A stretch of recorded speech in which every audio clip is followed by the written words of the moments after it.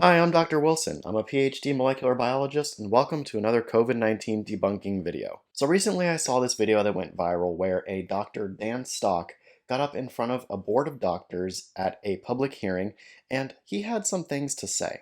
Unfortunately for him, what he had to say is easily demonstrated to be false, and that's what I'm going to show you in this video. So let's get started. And everything being recommended by the CDC and the State Board of Health is actually contrary to all the rules of science. So things you should know about coronavirus and all other respiratory viruses: they are spread by aerosol particles, which are small enough to go through every mask. By the way, the literature that supports all of that is in a flash drive that we presented to you. It's been given to the secretary.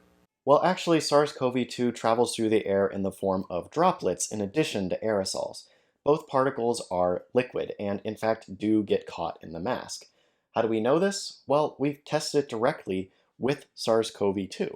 The concept here is pretty simple. These droplets or aerosols come out of the mouth or nose of an infected individual and either float around in the air or settle down onto surfaces where other people can pick up those droplets or aerosols and subsequently become infected with the virus themselves.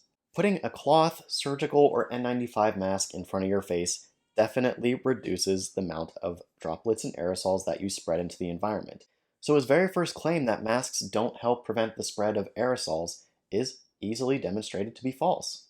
Equally important is that vaccination changes none of this, especially with this vaccine. And I would hope this board would start asking itself, before it considers taking the advice of the CDC, the NIH, and the State Board of Health, why we are doing things about this that we didn't do for the common cold, influenza, or respiratory syncytial virus. Well, the reason we're doing so much more to stop SARS-CoV-2 than we ever have with influenza or any of the other viruses he listed is probably because SARS-CoV-2 has killed more Americans than the past 10 flu seasons combined. That's a pretty big difference that deserves a pretty big response. And then ask yourself, why is a vaccine that is supposedly so effective having a breakout in the middle of the summer when respiratory viral syndromes don't do that? We'll come back to the outbreak in Boston in a little bit, but he's saying that respiratory viruses aren't supposed to spread in the summer? That's not true. For example, in America, we just had a big spike of RSV cases. This is the respiratory syncytial virus he mentions a few times. And this spike happened right in the middle of summer. Additionally, measles used to spike in cases in the spring. So this idea that respiratory viruses only spike in the winter, it's easily demonstrated to be false. And to help you understand that, you need to know the condition that is called antibody-mediated viral enhancement. That is a condition done when vaccines work wrong, as they did in every coronavirus study done in animals on coronaviruses after the SARS outbreak. That's not what antibody-dependent enhancement means, but no, that didn't happen in every single animal study done on a coronavirus vaccine prior to 2019 showed. In fact, there were several vaccines directed towards the original SARS virus that did not display signs of antibody-dependent enhancement, or ADE. But as I've explained in several of my previous videos, that vaccine was not developed because the SARS virus did not really spread that much. And so there was no real incentive to fund the massively expensive clinical trials required to get that SARS vaccine to market.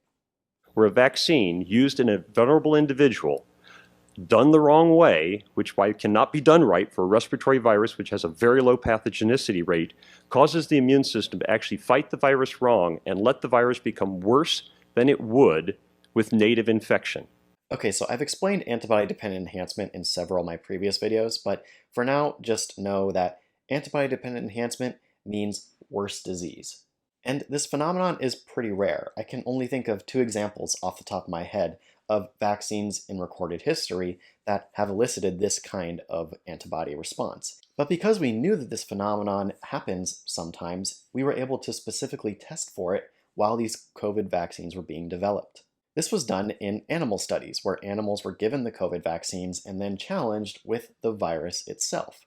If antibody-dependent enhancement is happening here, we would expect the animals to get more sick if they were vaccinated than if they were unvaccinated. We didn't see that happen. There was no evidence of antibody-dependent enhancement at all in these experiments. Then we should have seen evidence of it in clinical trials, but instead patients produced neutralizing antibodies as they were supposed to, and there was no evidence that antibody-dependent enhancement was a thing. So why is he saying that it's happening now? And that is why you're seeing an outbreak right now. And in fact, in that flash drive you're going to have coming to you and in the emails with 6 Extra will be a study showing that 75% of people who had COVID-19 positive symptom cases in Barnstable, Massachusetts outbreak were fully vaccinated. And now starting to get back to these breakthrough cases such as what we saw in Boston, we would expect if antibody-dependent enhancement is a thing with these vaccines, that the vaccinated who became infected with COVID would have worse disease than the unvaccinated. That is not what we see. In fact, we see that the vaccinated individuals have significantly less severe disease, which is exactly what we want vaccines to do. Breakthrough infections are expected, especially with a virus that is so widespread, such as SARS-CoV-2. But the power of vaccines is that when people do get infected, they are much less likely to spread the disease to others because their bodies can clear the virus much faster because their immune systems are pre-trained to do so. And then they can also suffer less severe disease. This way, the overall case numbers go down over time and we prevent death and severe illness. That's always been the goal of vaccines, and that's what they're doing, which is why you should get vaccinated any chance you get. You should also know that no vaccine, even the ones I support and would give to myself and my children, ever stops infection. Yes, this is technically true, and I know it might sound counterintuitive, but listen to the terminology here. Infection is when a pathogen invades your body tissue. SARS-CoV-2 is going to do that whether or not you're vaccinated. The whole point of a vaccine is so that your immune system can be trained for when that situation happens. So in a vaccinated individual, when they become infected with SARS-CoV-2, the immune system can quickly seek and destroy and neutralize the virus. This helps prevent transmission and disease. Whereas in an unvaccinated person, it takes longer to sound the alarm. It takes longer for the immune system to know what it's up against. So during that time, the virus is able to replicate, possibly transmit, and can eventually cause disease if the infection is not controlled fast enough. Dr. Dan Stock saying that vaccines don't prevent infection here is clearly him using scientific words to create an unscientific meaning. No vaccine prevents you from getting infection. You get infected, you shed pathogen. No, the infection has to progress to a certain stage in order for you to be infectious to others. Vaccines help your body remove the infection before it gets to that stage. And I can tell you, having treated over 15 COVID-19 patients, that between active loading with vitamin D, ivermectin, and zinc, that there is not a single person who has come anywhere near the hospital. Okay, if you're going to make a blanket statement about treating COVID patients, you probably would want to have treated more than 15. That is not very many, scientifically speaking. And no, ivermectin has not been shown to be effective against COVID. I don't care what any doctor says. Yes, it's important to listen to doctors' experience. That's how we start noticing trends in things. But data must follow. And so far, the data definitely have not followed ivermectin. So far, every large randomized controlled trial has shown that ivermectin does not work against COVID. It just doesn't. And yet that hasn't stopped people on the internet from encouraging others to take ivermectin in order to prevent COVID-19. And that has directly led to the death of at least some people. That's what happens when you tell people to self-medicate using an ineffective treatment. There are also studies on that flash drive that show that people who have recovered from COVID-19 infection actually get no benefit from vaccination at all. Not true. So first of all, we know that reinfection can happen to people who have previously had COVID. We also have scientific data showing that people who previously had COVID, who only get one shot of an mRNA vaccine, develop a robust immune response that includes antibodies that can neutralize variants. This is measurable evidence that vaccination, even after you've had COVID, can boost your immunity. So yes, even if you've had COVID before, get vaccinated.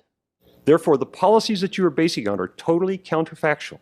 I don't blame this board for that because I know you aren't scientists and you've thought it was reasonable to listen to the CDC, NIH, and the Indiana State Board of Health. Okay, fine. You don't want to trust the CDC, you don't want to trust the NIH. That's your prerogative, and you don't want to trust authority. fine, I get it, fair. But if you are going to trust experts, make sure that your experts know what they're talking about.